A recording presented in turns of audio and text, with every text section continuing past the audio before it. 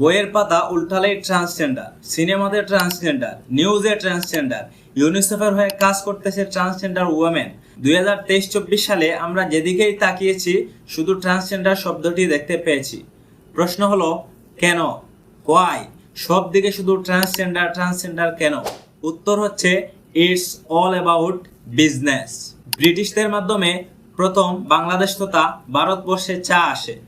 তখন মানুষ চা কি জিনিস চিনতই না। তখন প্রথম দিকে মানুষকে টাকা দিয়ে চা খাওয়ানো হতো, তারপর ফ্রিতে।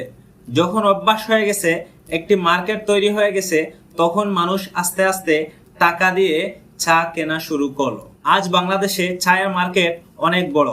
এখন বাংলাদেশ তথা পুরো বিশ্বে ট্রান্সজেন্ডার ভিত্তিক একটি ইন্ডাস্ট্রির মার্কেট তৈরি করার চেষ্টাই হচ্ছে।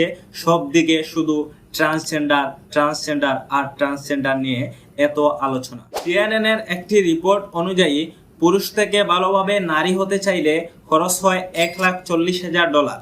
আবার নারী থেকে পুরুষ হতে চাইলে খরচ হয় $1,24,000। এছাড়া বছরে তাকে হাজার হাজার ডলার খরচ করে হরমোন নিতে হবে। 2023 সালে ট্রান্সজেন্ডার ভিত্তিক বিজনেসের মার্কেট সাইজ ছিল $670 মিলিয়ন মার্কিন ডলার, যেটি 2034 সালে গিয়ে হবে $3 বিলিয়ন মার্কিন ডলার। এখন প্রশ্ন হচ্ছে, বাংলাদেশে যারা ট্রান্সজেন্ডার হওয়ার খবর শোনা যাচ্ছে, তারা কি এত টাকা খরচ করে জেন্ডার পরিবর্তন করেছে?